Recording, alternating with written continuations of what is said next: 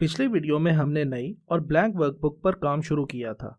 आइए हम अपनी वर्कशीट में डेटा एंटर करना सीखते हैं। एक अच्छी प्रेजेंटेबल एक्सेल वर्कशीट का पहला स्टेप सही डेटा एंट्री है। माइक्रोसॉफ्ट एक्सेल के हवाले से हम डेटा को 4 कैटेगरीज में डिवाइड कर सकते हैं। टेक्स्ट, जो कि सिर्फ अल्फ़ाबेट्स पर मुश्तमिल हो सकता है या अल्फ़ा न्यूमेरिक भी हो सकता है, यानी कि नंबर्स और अल्फ़ाबेट्स एक ही सेल में एंटर किए जा सकते हैं।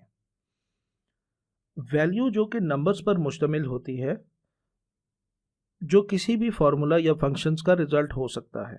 अक्सर आपको एक्सेल में किसी दिन, तारीख, महीने, साल या वक्त का रेफरेंस देना पड़ता है। इंटरेस्टिंग बात यह है कि एक्सेल डेट, टाइम, महीने और साल के लिहाज से भी कैलकुलेशंस कर सकता है, जिसकी सिंपल एग्जांपल्स में से आपकी एक इनवॉइस जिसकी ड्यू डेट आप कैलकुलेट करना चाहते हैं वो आराम से हो सकती है। और एक्सेल में इसको ज़रूरत के मुताबिक मुख्तलिफ तरीके से फॉर्मेट भी किया जा सकता है। फार्मूलाज, वैल्यूज़ और ऑपरेटर्स को मिलाकर बनते हैं।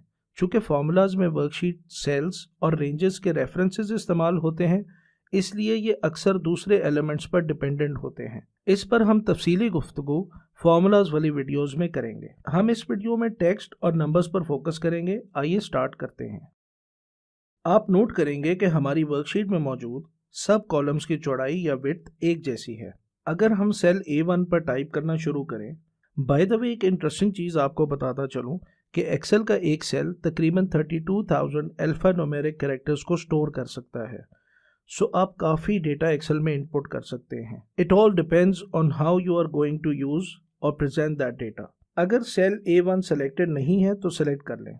हम अपनी फर्जी कंपनी का नाम लिखते हैं, पिज़्ज़ा कैफ़े। इसके बाद एक स्पेस और एक डैश और फिर सेल्स लिखेंगे। राउंड ब्रैकेट्स में PKR इन मिलियंस लिख दें और एंटर की दबा दें। एंटर की दबाते ही आपकी सिलेक्शन सेल A2 पर चली जाएगी। अब आप नोट करेंगे कि हमने जो कुछ भी सेल A1 में लिखा है वो सेल A1 में तो लिखा नज़र आ रहा है, लेकिन वो सेल्स B1 और C1 और D1 में भी लिखा नज़र आ रहा है। ये सिर्फ इसीलिए नज़र आ रहा है कि सेल B1, C1 और D1 में कोई डेटा मौजूद नहीं है। इसीलिए सेल A1 में लिखा हुआ कंपनी का नाम दूसरे सेल्स पर ओवरलैप हो रहा है। याद है मैंने आपको बताया था कि किसी भी सेल पर जब भी आप क्लिक करते हैं तो उसमें लिखा हुआ डेटा आप फार्मूला बार में देख सकते हैं। अगर आप सेल B1 पर क्लिक करेंगे तो फार्मूला बार में देखें तो सेल B1 में कुछ भी नहीं है। ये ज़रूर है कि आपके जूम लेवल पर डिपेंड करता है कि डेटा कितने सेल्स पर ओवरलैप कर रहा है। जैसे ही हम सेल B1 या C1 में कुछ लिखेंगे तो सेल A1 का डेटा जितना भी ओवरलैप हो रहा था वो कट जाएगा, यानी जिस सेल में आप डेटा एंटर करेंगे वो सामने आ जाएगा। जब तक इन ओवरलैप्ड सेल्स में डेटा नहीं होगा, पिछले सेल्स का ही डेटा नज़र आएगा। इस बारे में साथ साथ डिस्कशन चलती रहेगी और मज़ीद क्लैरिटी आती जाएगी। आइए आगे चलते हैं। अब हम अपनी फर्जी कंपनी के मुख्तलिफ लोकेशंस और ब्रांचेस का नाम लिखते हैं। तो आप सेल A4 पर क्लिक करें और लोकेशन लिखें। एक मरतबा एंटर प्रेस करें, आप नीचे वाले सेल A5 पर चले जाएंगे। दूसरी मरतबा एंटर प्रेस करने पर आप A6 में आ जाएंगे। हम अपनी पहली लोकेशन डालते हैं। यहाँ हम कराची लिखते हैं और एंटर प्रेस करते हैं। दूसरी लोकेशन में लाहौर लिखें और एंटर प्रेस करें और तीसरी में इस्लामाबाद लिखें। आप नोट करेंगे कि इस्लामाबाद का डी पूरी तरह फिट नहीं हुआ, लेकिन हमें नज़र आ रहा है लिखा हुआ। जी हाँ, ये उसी वजह से नज़र आ रहा है कि सेल B8 में कुछ नहीं लिखा हुआ।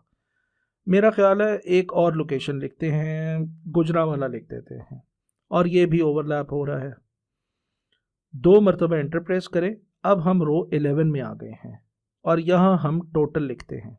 हमने बाईं तरफ यानी लेफ्ट साइड पर लोकेशंस लिख ली हैं। आइए ऊपर अब महीने एंटर करते हैं। रो 4 में लोकेशंस की राइट साइड पर कॉलम C में आ जाएं। आपके नेम बॉक्स में देखेंगे C4 लिखा आ रहा होगा, क्योंकि हम रो 4 में और कॉलम C में मौजूद हैं। यहाँ हम पहले महीने जनवरी की शॉर्ट फॉर्म लिखेंगे, तो JAN टाइप करें। आपने अभी एंटर प्रेस नहीं करना, बल्कि अपने कीबोर्ड की लेफ्ट साइड पर मौजूद टैब की को एक मरतबा दबाएं। आपकी सिलेक्शन लेफ्ट से राइट की तरफ मूव हो जाएगी। यहाँ सेल D4 में हम फेब लिखते हैं और टैब दबाइए। यहाँ E4 में मार्च के लिए MAR मार्च लिखते हैं और एंटर प्रेस कीजिए। एंटर प्रेस करते ही सिलेक्शन जैन के नीचे आ जाएगी। एक्सेल ने खुद ही जज किया है कि हमें सिलेक्शन की यहाँ ज़रूरत है। फिल वर्क के लिए टेक्स्ट इतना काफ़ी है। आइए कुछ नंबर्स एंटर करते हैं। चूँकि हम टॉप पर बता चुके हैं कि ये नंबर्स PKR मिलियंस में हैं, इसलिए हम डेसिमल का इस्तेमाल करेंगे। आइए सेल C6 से शुरू करते हैं। इधर लिखें 2.95 और टैब दबाएं। फेब के लिए हम 2.99 मिलियन और मार्च में 3.02 इस्तेमाल करेंगे। नंबर्स एक स्टेडी ग्रोथ के साथ बढ़ रहे हैं।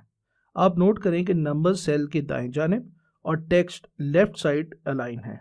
ये इनकी डिफ़ॉल्ट पोजीशन है। जब भी आप एक्सेल में नंबर लिखेंगे तो वो राइट अलाइन हो जाएंगे और टेक्स्ट लेफ्ट अलाइन होगा। इस बारे में हम फॉर्मेटिंग के लेसन में तफसील से बात करेंगे। अब आइए बाकी का डेटा पूरा करते हैं। चलें जनाब, हमने डेटा पूरा कर लिया है। अब इसके टोटल्स को कैलकुलेट करना है। उसके लिए हम फॉर्मूले का इस्तेमाल सीखेंगे।